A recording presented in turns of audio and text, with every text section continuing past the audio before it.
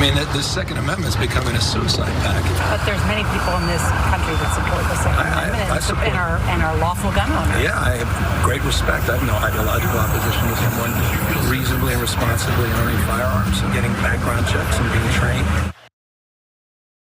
Yeah, look, each individual can have whatever response they want to him with obviously what is a prepared comment. He had been wanting to say that, the Second Amendment is becoming a suicide pact. Her response there that yeah, that said, many people like the Second Amendment and our lawful gun. Okay, we understand that people have guns, and we're gonna have debates that are gonna be shaped in different forms at each decade about what that looks like. Saying and our lawful gun owners is simply saying, well, there are laws and people abide by them now. I guess laws never change. I guess everything's always, no, that's not how that works. The amendment says what it says and doesn't say other things. It allows for regulation. It's baked into the text of the Second Amendment. And then, yes, there are plenty of gun owners who have never been irresponsible with their guns. They lock them up, they don't keep them loaded, they're trained, they don't fantasize day and night about gunning people down. Yes, there are many people like that.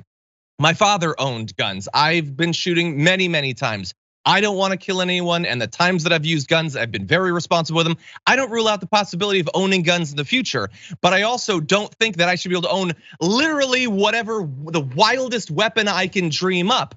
If I choose to, I will own that which is legal then, understanding that these things should be, and have been regulated throughout American history.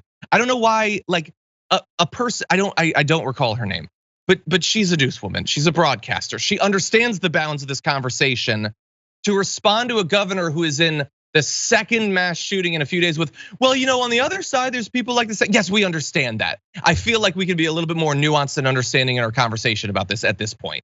I apologize, Waz. What do you think about No, it's all good. And we don't make this argument in the counter. And you can just think about, extra legal stuff like drunk driving. Nobody says, oh, the majority of people drive home drunk and don't kill people, right? But we understand that when it goes wrong, it goes horribly wrong. And we should be mindful of that. And that's with a lot of the things that we've, sort of regulated or outright criminalized. Like there's an understanding that, yeah, there's a way, there's an outcome that can happen that isn't this tragic. But the ease with which these things can turn tragic, because again, it's literally based on a person's whim. That's it. A person can decide that they can get a gun, and they can just straight up kill a bunch of people.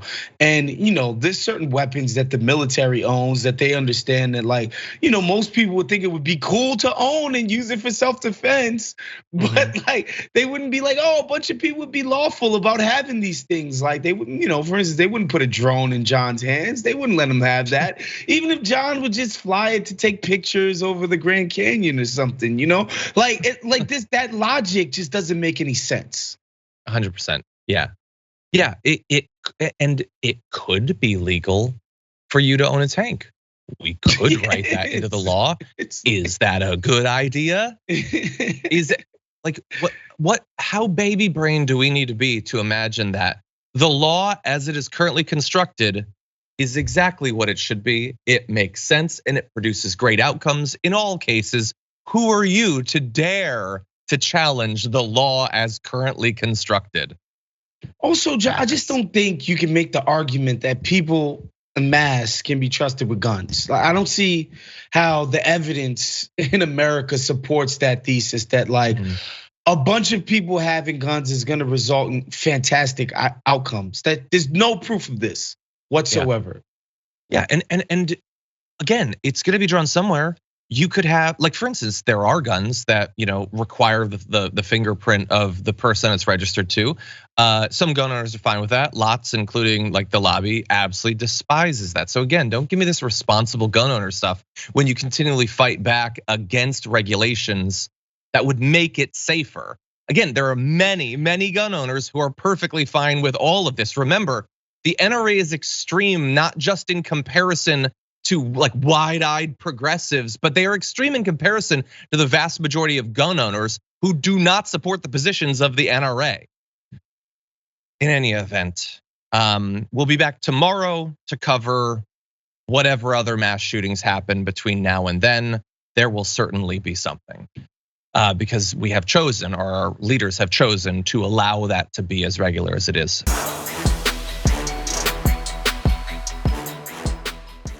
Check out the Damage Report podcast each day, wherever you get your podcasts, whether Pocket Casts or Stitcher or iTunes. You can join me as I give you the news and stories you want, with a range of co-hosts and interview guests jumping in on the fun each day. Again, that's the Damage Report, wherever you get your podcasts. And if you get them at iTunes, don't forget to rate and review. Sometimes I'll read them live on the show.